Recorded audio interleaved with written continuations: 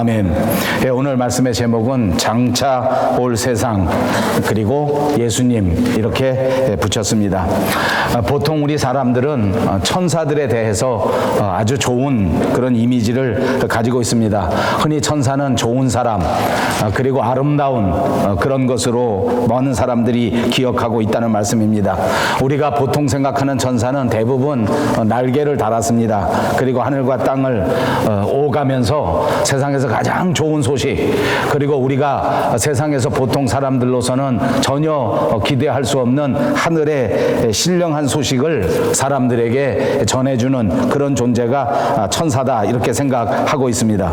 그래서 그런지 사람들이 천사를 아주 좋아하고 또 그 정도가 넘어서서 천사에게 절을 하고 천사를 경배하는 사람들도 많이 있습니다. 그러나 사실 지난 시간 우리가 이미 생각해 본 것처럼 천사는 우리에게 경배를 받을 대상은 아닙니다. 우리가 천사를 좋아하는 것까지는 괜찮지만 천사에게 예배하거나 천사에게 경배하는 것은 우리 신앙생활에서 바른 것이 아니고 실수하는 것이다, 그렇게 말할 수 있습니다. 왜냐하면 오늘 성경에도 분명히 하나님께서 우리에게 가르쳐 주시는 것처럼 이 세상의 창조의 섭리 가운데서는 사람이 천사들에게 복종하거나 또는 경배하는 것이 아니라 오히려 천사가 우리 인간들에게 수종을 들고 천사가 우리를 돕도록 만들어진 그런 존재다 하는 것을 분명하게 가르쳐 주기 때문입니다. 그렇습니다. 천사는 우리보다 등급이 높은 그런 존재가 아닙니다. 이미 우리가 강의한 것처럼 1장 14절에 있는 것처럼 모든 천사들은 섬기는 영으로서 구원받을 상속자들을 위하여 섬기라고 보내심이 아니냐, 이렇게 반문하신 것처럼 우리를 섬기라고 하나님께서 보내신 존재다.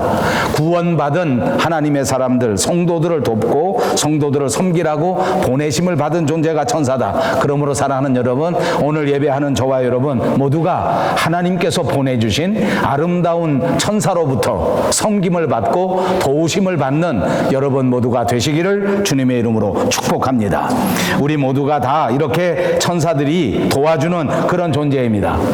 앞으로 우리에게 다가올 세상에 있는데 장차 우리에게 다가올 세상에서는 더더욱 이것이 분명하게 나타나서 앞으로 장차 올 세상에서는 예수님께서 왕이 되시고 우리 인간 모두가 다 예수님과 동등한 위치에 있으면서 이 세상의 만물을 다스리고 천사들마저도 우리에게 복종하는 그런 존재가 된다. 그렇습니다. 우리는 분명히 장차 올 세상에서 예수 그리스도와 함께 세상을 통치하는 그런 자리, 이 세상 모든 것을 다스리는 그런 자리에 임할 수 있는 자랑스러운 신분, 자랑스러운 성도인 줄로 분명히 믿습니다. 오늘 본문 5절을 다시 보겠습니다. 왜 예수님이 이토록 소중한 분인가 하는 것을 말씀합니다. 하나님이 우리가 말하는 바 장차 올 세상을 천사들에게 복종하게 하심이 아니다. 장차 올 세상의 통치권은 천사가 아니라 우리가 믿는 예수 그리스도에게 주셨다 하는 말씀인 줄로 믿습니다. 그렇습니다. 이제 저와 여러분에게 장차 다가올 세상은 지금 우리가 살아가는 세상과는 전혀 다른 세상이 될 것입니다. 요한계시록 21장 1절에 보니까 또 내가 새 하늘과 새 땅을 보니 처음 하늘과 처음 땅이 없어졌고 바다도 다시 있지 않더라, 이렇게 말씀합니다. 우리가 살아가고 우리가 눈으로 보고 우리가 함께 이렇게 살아갔던 모든 세상의 환경들이 완전히 바뀌어진다는 것입니다. 우리가 사는 지금 땅을 처음 땅이라고 하고 우리가 살면서 보는 저 하늘을 처음 하늘이라고 하는데 이 처음 땅과 처음 하늘이 다 사라져버리고 하나님께서 주시는 신령한 하늘, 새로운 땅이 우리에게 주어진다. 그때가 장차 올 세상이다. 그렇습니다. 우리가 살아가는 이 모든 환경들은 장차 올 세상에 완전히 없어지게 될 것입니다. 다 없어지고 하나님께서 새롭게 창조해 주신 새 하늘과 새 땅이 우리에게 주어지게 될 것을 오늘 분명하게 선포해 주고 계시는 것입니다. 이곳이 하나님의 나라입니다. 우리가 바라보는 하나님의 나라, 우리가 소망하는 하나님의 나라, 하나님께서 저와 여러분에게 약속해 주신 이 하나님의 나라, 이 하나님의 나라에서 다시 여러분들과 더불어 기쁜 낯으로 행복한 마음으로 다시 만날 수 있기를 다시 한번 주님의 이름으로 축복합니다. 그렇습니다. 바로 하나님의 나라, 이 사실을 오늘 본문 5절에서 우리에게 가르쳐 줍니다. 하나님이 우리가 말하는 바 장차 올 세상을 천사들에게 복종하게 하는 세상은 아니다. 장차 올 세상이 있다는 것도 말씀하시고, 이 장차 올 세상에는 예수 그리스도가 다스린다 하는 것도 말씀하지 않습니까? 새 하늘과 새 땅. 어떻습니까? 저는 이 설교를 준비하면서 다시 한번 새 하늘과 새 땅에 대하여 생각해 보게 되었습니다. 하나님이 약속하신 그 나라, 하나님이 우리를 예비해 주신 그 나라, 우리를 위하여 기다려 주시는 그 나라. 세상에 살면서 너무 바빠서, 이 세상에 매여 살면서 이 새 하늘과 새 땅에 대한 관심도 또 소망도 많이 옅어지고 사라져버린 것이 우리의 모습이 아닌가 싶습니다. 여러분들도 저처럼 이렇게 새 하늘과 새 땅에 대한 소망이 희미해졌다면 오늘 이 말씀을 통해서 다시 한번 하나님이 약속해 주신 새 하늘과 새 땅을 바라볼 수 있는 복된 성도들이 다 되시기를 바랍니다. 여러분, 눈을 들어보십시오. 그리고 여러분에게 약속하신 그 하나님의 새 하늘 그리고 새 땅을 분명하게 바라보시기를 바랍니다. 이 새 땅, 새 하늘은 천사들에게 맡긴 것이 아니라 우리를 구원하신 예수 그리스도에게 맡기셨습니다. 큰 구원의 주인공이신 예수님이 맡으신단 말입니다. 예수님은 지금 성령님으로 더불어 우리와 함께 하십니다. 저와 여러분과 함께 동행하시면서 우리를 돕고 우리를 이끌어 주시는 분이십니다. 이제 여러분들은 천사를 믿겠습니까? 아니면 이 장차 올 세상에 왕노릇하실 예수 그리스도를 믿겠습니까? 이렇게 물으면 어느 한 분도 예수님이 아니라고 대답할 사람은 없습니다. 그러나 정말 안타깝게도 우리가 세상에 살아가는 모습은 예수님을 믿고 예수님을 의지하는 것이 아니라 눈에 보이는 세상을 믿고 눈에 보이는 재물을 의지하고 눈에 보이는 사람을 붙들고 살아가고 있는 불쌍한 현실입니다. 여러분, 우리가 왜 예수님만 믿고 살아야 하는 것입니까? 6절 말씀에서 말합니다. 그러나 누구인가가 어디에서 증언하여 이르되 사람이 무엇이기에 주께서 그를 생각하시며 인자가 무엇이기에 주께서 그를 돌보시나이까. 그를 잠시 동안 천사보다 못하게 하시며 영광과 존귀로 관을 세우시며 만물을 그 발 아래 복종하게 하셨느니라. 여러분, 이 말씀 많이 들어본 것 같지 않습니까? 우리가 금요일마다 강해하는 구약 성경 시편에 있는 말씀입니다. 시편 8편에 있는 말씀. 오늘 히브리서를 기록한 히브리서 기자는 이 말씀을 기억하고 있었습니다. 분명히 어디에 있는지는 몰랐지만 시편 8편인지는 기억이 가물가물했지만 그러나 이 말씀을 분명하게 기억하면서 이 시편 8편을 오늘 히브리서에서 인용하고 있는 것입니다. 여러분, 이 시편 8편은 어떤 말씀입니까? 우리가 아는 것처럼 시편 8편 4절과 5절에는 이런 말씀이 있습니다. 사람이 무엇이기에 주께서 그를 생각하시며 인자가 무엇이기에 주께서 그를 돌보시나이까. 그를 하나님보다 조금 못하게 하시고 영화와 존귀로 관을 씌우셨나이다. 오늘 본문을 다시 읽어보면 사람이 무엇이간데 이렇게 말하지만 시편에는 인자가 무엇이간데. 오늘 본문에서는 하나님께서 천사보다 조금 못하게 예수님을 만드셨다고 했지만 시편에서는 하나님보다 조금 못하게 하시고 영화와 존귀로 관을 씌우셨다고 노래하고 있습니다. 낱말의 차이는 조금 있지만 큰 뜻에서는 거의 대동소이한 말입니다. 다시 말하면 6절에서는 인간과 예수님과 하나님과의 관계를 우리에게 분명하게 보여주고 있는 것입니다. 인간은 어떤 존재입니까? 하나님께서 만드신 존재입니다. 인간은 어떤 존재입니까? 하나님께서 만드셔서 아담과 하와를 만드시고 난 다음 이 세상에 있는 다른 모든 피조물을 다스릴 권세를 주셨던 존재입니다. 그러므로 아담과 하와는 범죄하기 이전에 이 세상에 있는 다른 모든 피조물들을 다스리도록 위임받은 사람들이었습니다. 그러니까 우리가 죄를 짓기 이전에는 이미 하나님의 말씀대로 하나님의 계획대로 우리가 하와가 이 세상의 모든 피조물들을 다스렸단 말입니다. 동물들의 이름을 지어줍니다. 식물들의 이름을 지어줍니다. 자연 환경의 모든 것들을 사람들이 컨트롤했다는 말입니다. 동물의 이름을 지어준 것을 생각해 보십시오. 동물들이 다 하나님의 뜻을 따라 아담 앞으로 나오고 하와 앞으로 나옵니다. 아담과 하와가 바라보니까 이 동물이 양처럼 순하게 생겼습니다. 그래서 그 동물 보고 너는 양이라고 하겠다 하면 그때부터 그 동물이 양이 되었다는 말입니다. 아주 사납게 생긴 동물이 나타났습니다. 아담과 하와가 생각해보고 이 동물에게 이름을 지어줍니다. 너는 사자다. 그리고 난 다음 그 동물은 사자가 되었습니다. 사자는 또 호랑이는 사람을 보고 달려들거나 사람에게 피해를 주지 않았습니다. 이것이 아담과 하와가 죄를 짓기 이전의 모습이었더랬습니다. 그런데 이 에덴 동산에서 정말 예기치 않은 일이 벌어지게 된 것입니다. 아무도 생각하지 못했던 이상한 일이 생겼습니다. 어느 날 뱀이 하와에게 찾아온 것입니다. 그리고 뱀이 말을 하기 시작합니다. 말로써 하와 이 여자에게 유혹을 시작했단 말입니다. 여러분, 이 대목에서 우리가 생각해 보아야 할 것이 있습니다. 하나님께서는 뱀을 만드셨습니다. 그러나 뱀에게 말을 하도록 허락하신 적은 없습니다. 그러니까 뱀은 말을 하지 말았어야 합니다. 그런데 감히 뱀이 하나님의 섭리를 어기고 하나님의 뜻을 어기고 그리고 사람에게 말을 하기 시작한 것입니다. 이렇게 하라, 저렇게 하라. 뱀은 자신의 처지를 이탈한 것입니다. 자기의 위치를 이탈하게 된 것입니다. 그리고 또 한 가지 있습니다. 이 말을 들은 하와는 이 모든 일들을 알고 있었습니다. 당연히 뱀이 말을 하면 이상하다. 왜 하나님의 뜻대로 하지 않을까? 이렇게 생각하고 당연히 뱀에게 야단을 쳐야 합니다. 이 뱀을 야단치고 뱀을 고쳐줄 수 있는 권세가 하와에게 있었단 말입니다. 그런데 그것을 포기하고 말았습니다. 그가 말하는, 뱀이 말하는 모든 잘못된 헛소리를 그냥 받아주었습니다. 그것이 하와의 잘못입니다.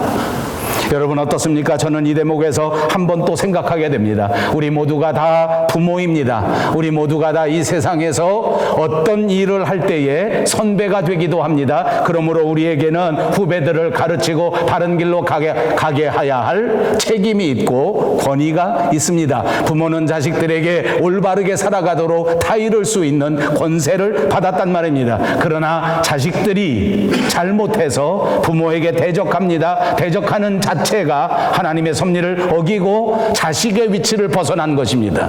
뿐만 아니라 부모가 야단을 치지 못합니다. 타이르지 못합니다. 바른 길로 가게 하지 못합니다. 이것도 하와처럼 자신의 위치를 이탈한 것이란 말입니다. 자, 이렇게 뱀이 말을 한 것도 이상하고 그 이상한 말을 받아준 하와도 너무너무 이상합니다. 이렇게 되니까 어떻게 된지 아십니까? 에덴 동산이 전체가 다 이상해지기 시작합니다.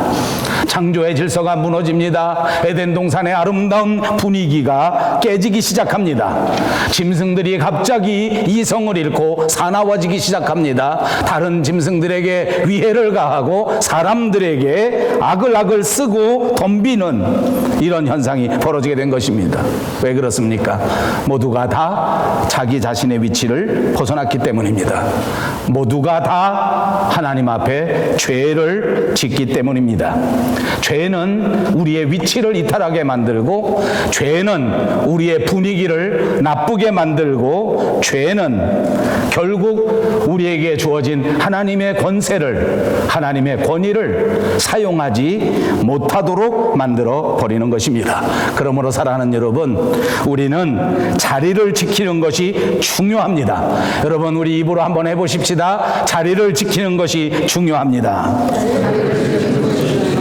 나의 자리를 지키는 것입니다. 하나님께서 보내주신 내 자리를 분명하게 지키는 것이 얼마나 중요한 것인지 모릅니다. 내가 내 자리를 지키지 못하면 우리 가정에 이상한 일이 생겨지게 됩니다. 부모가 자리를 지키지 못하는데, 자식이 자리를 지키지 못하는데 그 가정이 온전할 리가 없습니다. 에덴 동산처럼 이상해집니다. 에덴 동산처럼 그렇게 바람이 불기 시작할 것이란 말입니다.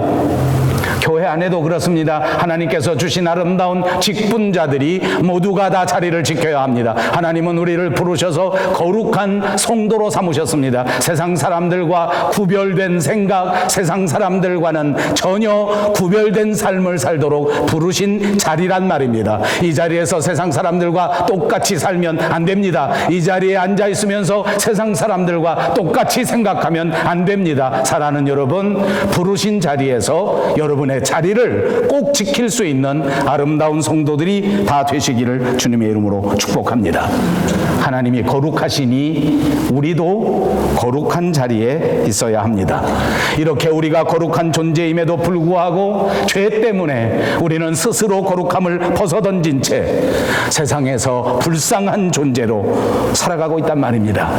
거룩한 존재로 지음을 받고 거룩한 존재로 하나님 앞에 위탁을 받았는데도 불구하고 나 자신을 지키지 못하고 죄와 짝하여 우리 스스로를 다스리지 못한 채 자기가 자기를 어쩌지 못하는 우스꽝스러운 존재가 됐단 말입니다. 내가 내 욕심을 제어하지 못합니다. 내가 내 마음도 바로잡지 못합니다. 내가 내 생각조차도 스스로 통제하지 못하고 쩔쩔매는 죄된 인생이 되고 만 것입니다.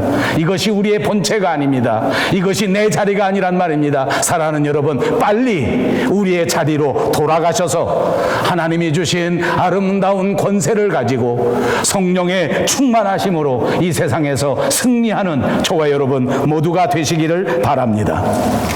여러분, 이런 우리 같은 존재를 주님이 어떻게 하시겠다는 말씀입니까? 다시 6절을 보십시오. 주님이 말씀하십니다. 나 같은 사람을 하나님께서는 자기 마음에 두시겠다는 것입니다. 범죄하여 자기 자리를 잃어버렸지만 그러나 예수님께서는 아직도 우리를 마음에 간직하시고 예수 그리스도를 통하여 우리를 구원하시고 예수 그리스도와 함께 우리를 돌보아 주시겠다는 것입니다. 그렇습니다. 실수했지만 우리를 버리지 않으신다는 것입니다. 잘못했지만 다시 우리를 붙잡으셔서 우리를 도와주신다고 약속해 주셨습니다. 예수님이 우리에게 말씀하시지 않았습니까? 내가 너를 고아와 같이 내버려 두지 않겠다. 내가 너를 고아와 같이 내버려 두지 않겠다. 우리를 돌보아 주시려고 오늘도 우리에게 말씀해 주시는 것입니다.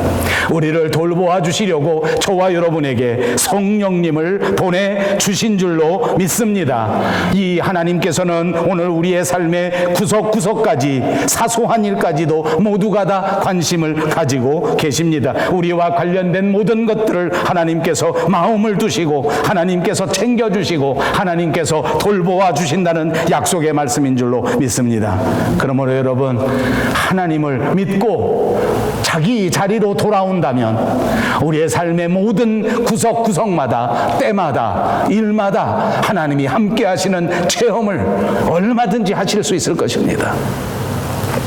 여러분, 제가 설교하면서 여러분에게 여러 번 예화의 말씀을 드렸습니다. 이 설교를 준비하면서 너무 많이 했기 때문에 이번에 또 하는 것은 좋지 않겠다. 그래서 빼두었지만 그러나 여러분에게 꼭 한번 다시 말씀드리고 싶습니다. 옛날 우리나라에 있었던 이야기입니다. 시골 교회에 어느 청년이 예수를 잘 믿고 열심히 신앙생활하는 사람이 있었습니다. 그때는 우리나라에 처음 기독교가 들어올 때라서 그 교회에 미국에서 온 선교사님이 있었습니다. 미국에서 온 선교사가 보니까 시골에 있는 한 청년이 얼마나 열심히 신앙생활을 하는지 그 사람이 늘 눈이 가고 그 사람에 대한 관심이 생겨졌습니다. 그래서 이 미국에서 온 선교사님은 이 젊은이를 신학을 가르쳐서 목사를 만들고 이 사람으로 하여금 한국 교회를 이끌어갈 수 있도록 만들어야 되겠다, 이렇게 생각했습니다. 그래서 이 선교사님은 이런저런 준비를 하고 이런저런 청원을 해서 이 젊은이를 샌프란시스코에 보내서 신학 공부를 하도록 만들었단 말입니다. 그러나 그때는 아주 옛날이어서 한국에서 미국까지 오는데 배편을 타고 와야 했고, 배를 타고 오면 보통 한 달 그리고도 한 열흘 정도 이렇게 배를 타야 되는, 길게는 40일 정도 배를 타는 길이었다고 합니다. 선교사님은 이런저런 이 미국 본부에 있는 여러 부서에서 후원을 받고 그리고 여러 독지가들에게 뜻을 모아 이 젊은이를 후원하여 신학을 공부시키고 그리고 이 사람을 다시 한국으로 돌려보내서 한국의 복음화를 이루어야 되겠다 하는 큰 뜻으로 이 사람에게 배표를 마련해서 배를 태워줬단 말입니다. 이 청년은 너무너무 감사해서 미국 가서 신학 공부하는데 꿈에 부풀었습니다. 그러나 가정 형편이 좋지 않았고 자기가 충분히 이런저런 물질적인 준비를 할 수 있는 형편은 아니었습니다. 그러나 온 동네에서 이것저것 준비해주고 옛날 우리 사람들이 먹는 음식 가운데 비상식량 가운데 제일 유명한 건 미숫가루 아닙니까? 미숫가루 만들어서 이렇게 준비해가지고 배를 탔습니다. 식사 시간이 되면 가판이 올라가서 그 미숫가루 물에 타가지고 먹으면서 허기를 채웠습니다. 하루, 이틀, 3일, 일주일, 열흘, 20일, 30일 이렇게 지나갔습니다. 미숫가루가 다 동이 났습니다. 매일같이 미숫가루만 먹었습니다. 한참 젊은 나이에 젊은이가 미숫가루만 물에다 타서 먹으니 그걸 먹을 때에도 건강에 크게 좋지 않았는데 그나마 미숫가루마저 떨어진 것입니다.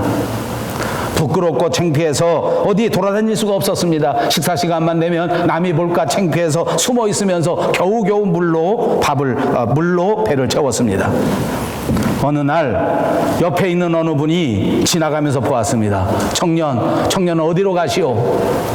이 청년이 대답합니다. 저는 이런저런 일로 해서 샌프란시스코에 가는 중입니다. 그런데 왜 식사 시간에 밥을 안 먹습니까? 창피해서 말을 못했습니다. 그러나 기어 들어가는 목소리로 대답했습니다. 미숫가루 겨우 준비해 왔는데 다 떨어져서 못 먹고 있습니다. 그때 그에게 질문했던 그 사람이 말합니다. 이 배표에 음식값 하루 3끼 다 포함되어 있다. 아버지, 제가 이 예화 많이 들었습니다. 저는 이 예화를 오늘도 저에게 합니다. 우리를 붙잡으신 예수 그리스도는 이 세상 살아갈 동안 우리에게 필요한 모든 것들을 공급해 주신 줄로 믿습니다.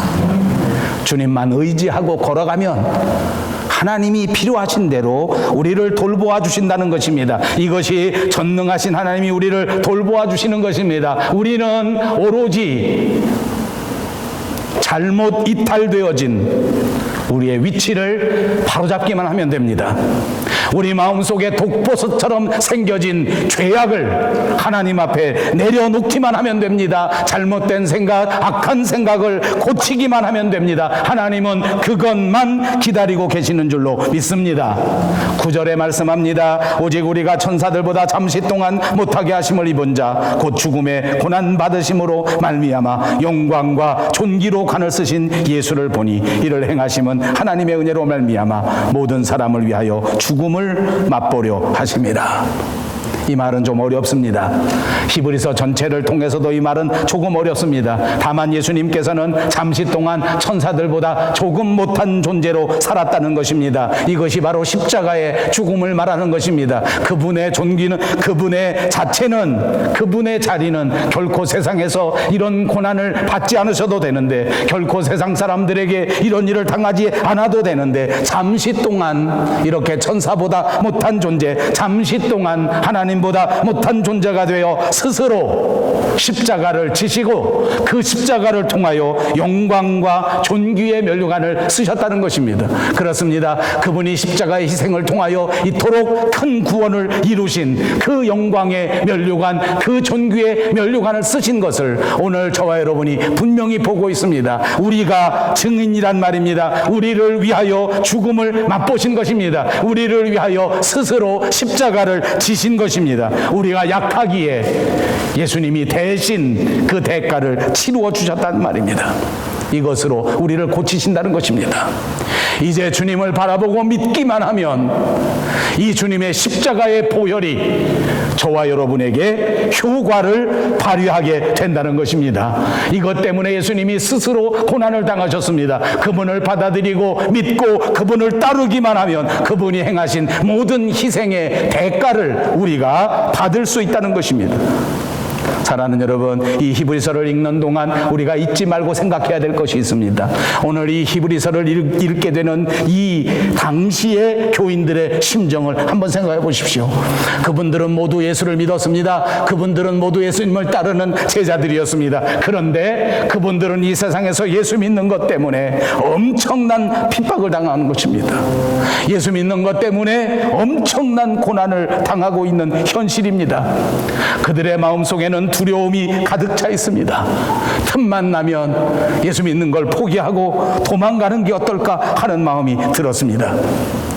어떻게 하면 그냥 그만두고 포기하고, 그런 상황 속에서 오늘 히브리서 기자는 이렇게 말하는 것입니다. 이 세상 살아갈 동안 예수님을 믿고 예수님을 의지하고 이 고난의 터널을 지나야 한다. 이 세상에서는 우리가 하나님보다 조금 못한 존재, 천사보다 조금 못한 존재로 예수님이 되셨기 때문에 세상에 사는 동안에는 세상의 주도권, 세상의 심판권이 없다. 그러나 이 세상은 잠시 있으면 지나가는 것이다. 그 다음에 장차 올 세상, 영원한 세상에 다시 예수님께서 왕노릇하실 것이요, 저와 여러분은 예수님과 더불어 똑같이 왕노릇하게 될 것이라는 말씀인 줄로 믿습니다. 여러분, 이거 믿습니까? 지금 우리가 육체의 옷을 입고 사는 이 동안에는 우리 마음대로 통제권이 없습니다. 아무리 예수를 잘 믿어도 질병 때문에 고통을 당할 수 있단 말입니다.